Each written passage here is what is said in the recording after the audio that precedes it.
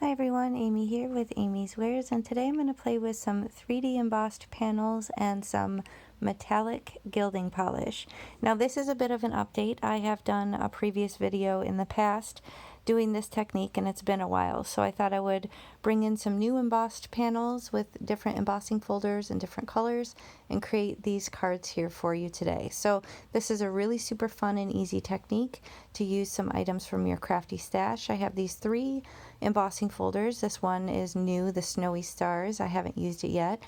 These are all 3D embossing folders from Altenew, which are my personal favorite. Now I'm spritzing some panels of black cardstock. This is actually, I believe, the Recollections kind. It's a heavyweight black cardstock. You can get it from Michael's. But I did cut down panels with a stitched edge rectangle die. So that does make these just slightly smaller than US A2 size, which is 4 1/4 by 5 1/2. And the reason I'm spritzing them is just to really help the fibers of the paper take the dramatic shape of the embossing when I run it through my die cutting machine off screen. So here's the 3 panels. This one was shocking. I think I gasped when I saw it because it was just so dramatic. So I have these 3 different panels, one geometric, one floral, and then one that's kind of, I don't know, a little bit, I don't even know what I would call that. I know it's supposed to be like snowflakes, but it looks almost, I don't know, like not Art Deco, but I don't know. It reminds me of something.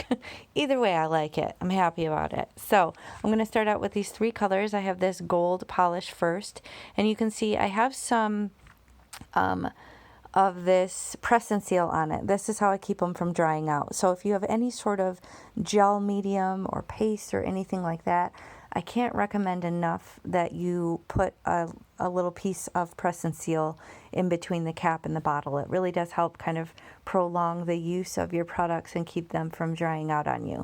So these actually come with a foam in the handle when you buy this particular brand of gilding polish.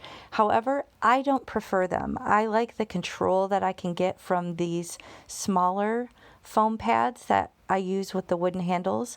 I also like that they dry out. They get kind of hard, which makes them even more firm and easier to do this technique, in my opinion. So it's a matter of preference. I am aware that they do come with the foam in the handle, but like I said, it's just not my preference. I find that these smaller ones give me more control.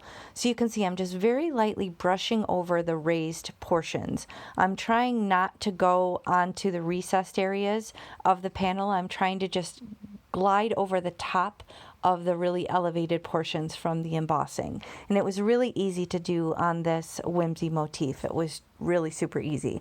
Now this one right off the bat, once I'm done struggling trying to get the bottle open, this one I did kind of go down onto the recessed portion of the panel, which I did not intend upon doing. So I kind of did it deliberately after the fact, just to kind of even it out. So if I do make mistakes and kind of get it where I don't want it, a lot of times I'll just kind of do it willy-nilly all over the panel so it looks like it's supposed to be that way. And it just gives it a little bit more of a distressed look. So if you do come down off of the raised portion, don't fret, just kind of go all over and try and put it in other spots to make it more uniform. And I'm sure it looks fine. So here I'm just going over, and I love this blue. I think it's called petrol or something like that might be the color. I'll link the colors in the video description box below. But after I'm done getting it all over my fingers, I eventually open up the green, and then I'm going to come in onto this tile panel and do the exact same thing. Now this one was pretty raised all over, but it did kind of go down on the little tiles as well. But I actually liked the way it looked.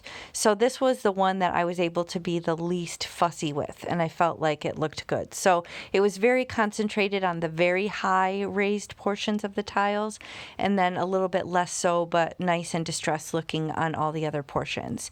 Now here, I'm thinking that the white border that's left over on my card base isn't going to look quite right. So I decided to match the color perfectly by going around the edge and creating a border on my card base. So this is, again, US A2 size, 4 1/4 by 5 1/2, and this is 120-pound accent opaque. I know that I always link it below to the Amazon shop. It does come in and out of availability. So it's one of those things that if you want it, just kind of keep checking periodically, and it does eventually come back in stock and then, get sold out again. So I apologize that it's not more readily available, but this is my go-to as of late, and I am really happy with that cardstock. So I did the same thing with all 3 panels so that they match, and I popped them up with that 2-inch foam tape that I get from scrapbook.com. So now I'm just figuring out how I want to finish the cards, and I'm flipping through my sentiment book. These are baseball card pocket protector sheets. I'll link those as well below. But basically, I'm going to use some of my honeybee die cuts here. I have 2 stamp sets and 2 coordinating dies, and these are honeybee stamps, and they're super cute and scripty, and I just love the contrast of the white and black. I feel like it goes with all 3 designs.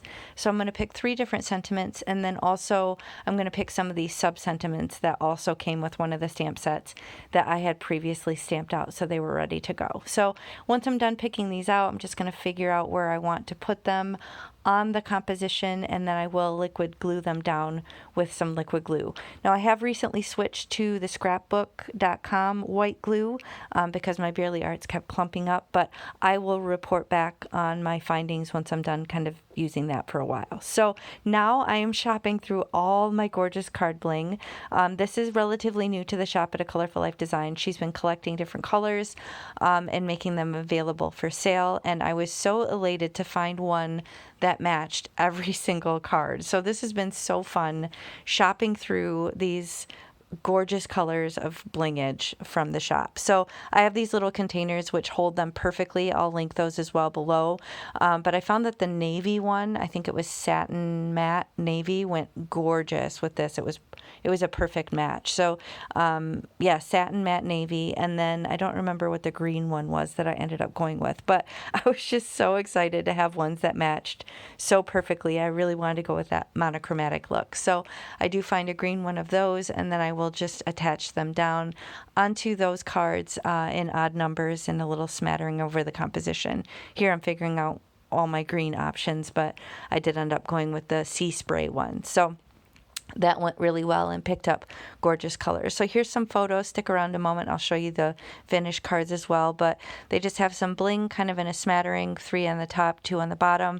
I have the sentiments glued down. This one I have a sub-sentiment popped up with a little foam strip, but that's going to finish the cards. So super easy, fun technique. Y'all know I love my 3D embossing folders. I love the metallic gilding polish. It dries so quickly. There's no transfer. It doesn't rub off. It's super fun. So quick way to add some serious drama to your card, make it look like you worked on it all day, but it really didn't take you that long. So thank you so much for spending time with me. If you enjoyed this, please hit the thumbs up.